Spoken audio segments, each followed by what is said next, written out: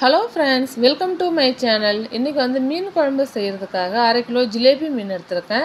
அதுக்கு தேவையான வெங்காயம், தக்காளி, புளி எல்லாம் எடுத்து வச்சுருக்காங்க. புளி வந்து ஒரு சின்ன எலுமிச்சைப்பழம் சைஸ் அளவு எடுத்து தண்ணி ஊற்றி முதல்ல ஊற வச்சுக்கலாம். வாங்க ஃப்ரெண்ட்ஸ், குழம்பு எப்படி செய்யுதுன்னு பார்க்கலாம். ஒரு கடாயில் வந்துங்க தேவையான அளவு எண்ணெய் எடுத்துக்கலாம். எண்ணெய் நல்லா சூடாயிடுச்சு. 1 டேபிள் ஸ்பூன் கடுகு சேர்த்துக்கலாம். கடுகு நல்லா பொரிஞ்சதும் 1 டேபிள் ஸ்பூன் வெந்தயம் வந்து கலர் நல்லா சேஞ்ச் ஆகணும். கலர் மாறினதும் ஒரு கட்டி பூண்டு உரித்து எடுத்து வச்சுருக்கேன், அதையும் இதில் சேர்த்துக்கலாம். பூண்டு நல்லா பொரிஞ்சிருச்சு. இப்போ வந்து ஒரு 2 கொத்து கருவேப்பிலை இதில் சேர்த்து நல்லா வணக்கி விட்டுக்கலாங்க. சின்ன வெங்காயம் ஒரு 10-15 உரித்து எடுத்து வச்சுருக்கேன், அதையும் இதில் சேர்த்துக்கிறேன். பெரிய வெங்காயம் வந்து ஒரு 1.5 வெங்காயம் அளவு இதில் எடுத்துருக்கேன். 1/2 வெங்காயம் வந்து லாஸ்ட்டாக சேர்க்கறதுக்காக எடுத்து வச்சுருக்கேங்க. அதை சேர்த்து நல்லா வணக்கி விட்டுடலாம். வெங்காயம் நல்லா கலர் மாறினதும் ஒரு 3 தக்காளி எடுத்து கட் பண்ணி வச்சுருக்கேன், அதையும் இதில் சேர்த்து நல்லா வணக்கி விட்டுடலாம். உப்பு வந்து தேவையான அளவு சேர்த்துக்கலாங்க. 1/2 டேபிள் ஸ்பூன் மஞ்சத்தூள் சேர்த்து நல்லா மிக்ஸ் பண்ணி விட்டுடலாம். அந்த வெங்காயம் தக்காளி நல்லா வணங்கட்டும் முதல்ல. அதனால் ரெண்டையும் நல்லா மிக்ஸ் பண்ணி விட்டுட்டு மூடி போட்டு மூடி வச்சிடலாம். தக்காளி வந்து நல்லா வணங்கிடுச்சு.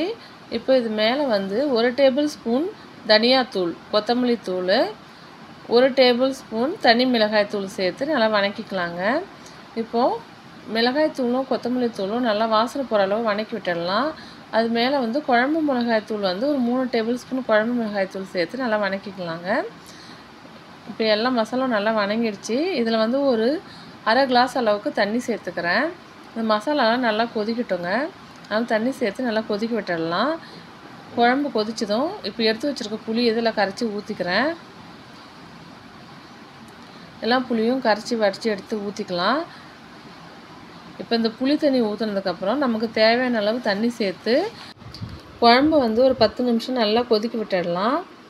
குழம்பு பாருங்கள் நல்லா கொதிச்சிருச்சு. இப்போது நம்ம எடுத்து வச்சுருக்க மீன் எல்லாத்தையும் இதில் சேர்த்துக்கலாம்.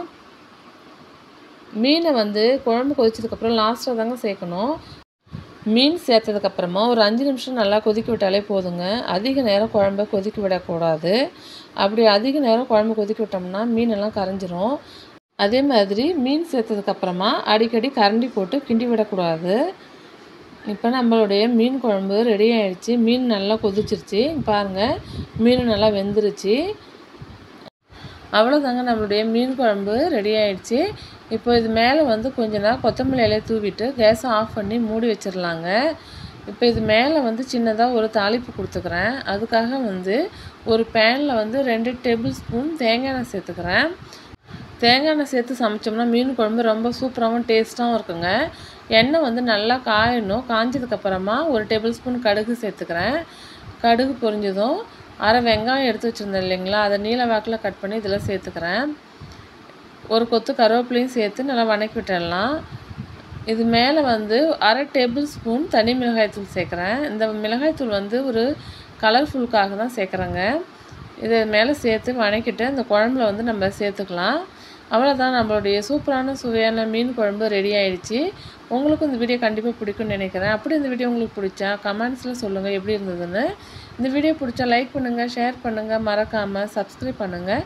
கூடவே பக்கத்தில் இருக்க பெல் பட்டனையும் ப்ரெஸ் பண்ணுங்கள். தேங்க்ஸ் ஃபார் வாட்சிங்.